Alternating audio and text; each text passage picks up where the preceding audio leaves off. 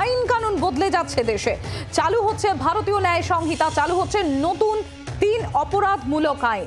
বিরোধীদের ঘোর আপত্তি থাকা সত্ত্বেও 3 আইন কার্যকর। ভারতীয় দণ্ডবিধির বদলে ভারতীয় ন্যায় সংহিতা, ফৌজদারি দণ্ডবিধি বদলে ভারতীয় নাগরিক সুরক্ষা সংহিতা। ন্যায় সংহিতায় বাদ পড়ছে 19টি পুরনো বিধান। আইন কানুন বদলে যাচ্ছে দেশে, চালু হচ্ছে ভারতীয় ন্যায় সংহিতা, চালু হচ্ছে নতুন 3 অপরাধমূলক আইন। বিরোধীদের ঘোর আপত্তি থাকা সত্ত্বেও 3 আইন কার্যকর। ভারতীয় দণ্ডবিধির বদলে ভারতীয় ন্যায় সংহিতা, ফৌজদারি দণ্ডবিধির বদলে ভারতীয় নাগরিক সুরক্ষা সংহিতা। ন্যায় সংহিতায় বাদ পড়ছে 19টি পুরনো বিধান। অনবাংশু নিয়োগী আমাদের প্রতিনিধি রয়েছেন আমাদের সঙ্গে। অনবাংশু, আইন কানুন তাহলে দেশে বদলে যাচ্ছে, চালু হচ্ছে নতুন 3 অপরাধমূলক আইন। একদমই এই আইন আজকে থেকে কার্যকর হচ্ছে, সেই আইনে কিন্তু অনেক কিছুই পরিবর্তন আসছে।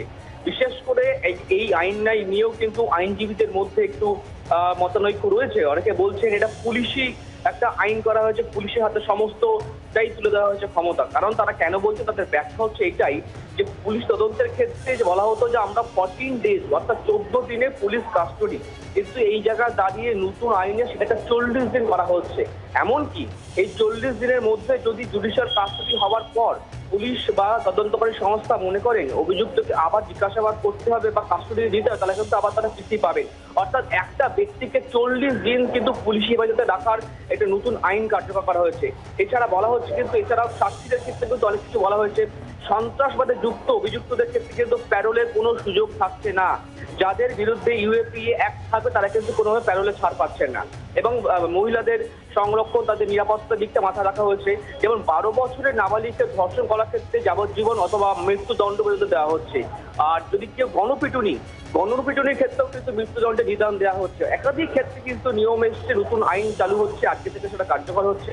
আইনজীবীরা সেটা নিয়ে কিন্তু আলোচনা করছেন, তারা এখন পুরোটা পড়ে উঠতে পারেননি। তবে যেগুলি খুবই নজরে আসে সেগুলি কিন্তু তারা বলছেন এটাই যে পুলিশের হাতেই সমস্তটা তুলে দেওয়া হয়েছে, নাগরিক সুরক্ষা কিন্তু ব্যাহত হচ্ছে।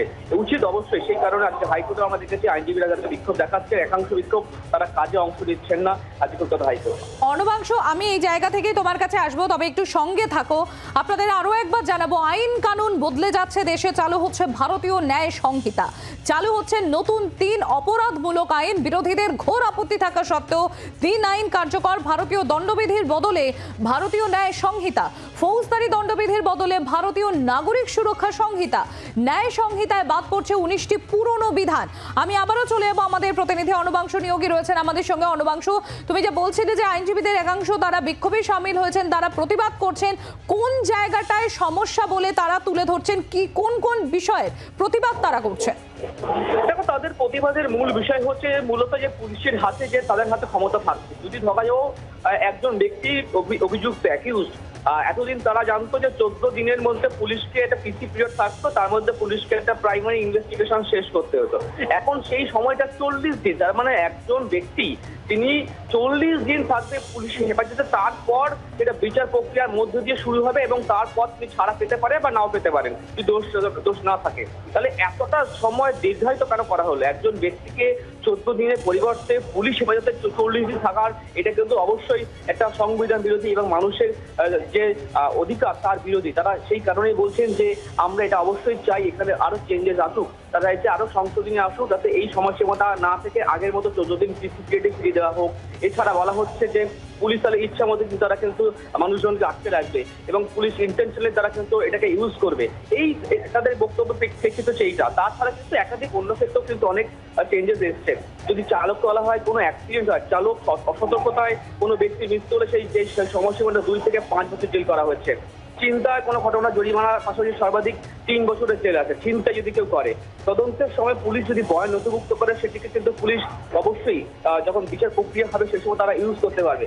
সব থেকে বড় কথা হচ্ছে এইটা যে মহিলাদের ক্ষেত্রে কিন্তু সংরক্ষণ এসছে এবং 2টি বিশেষ ক্ষেত্রে মৃত্যুদণ্ডের কিন্তু এবার নিদান দেওয়া হলো কিন্তু এই আইনে। একটা হচ্ছে 12 বছর বা তার নিচে নাবালিগদের ধর্ষণ করা, আর দ্বিতীয়ত হচ্ছে গণপিটুনির ক্ষেত্রে।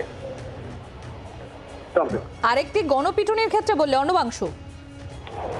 গণপিটুনি অর্থাৎ যে 5 জন বা তার অতিরিক্ত ব্যক্তি যারা কাউকে গণপিটুনি দেয়, তাহলে কিন্তু সেই জায়গা দাঁড়িয়ে নতুন যেটা সাজা, সেটা কিন্তু আলটিমেট মানে ম্যাক্সিমাম ক্যাপিটাল পানিশমেন্ট পর্যন্ত সেখানে সাজার বিধান দেয়া হয়েছে নতুন নিয়মে। বাংলার আওয়াজ, বাঙালির আবেগ, জি 24 ঘন্টা।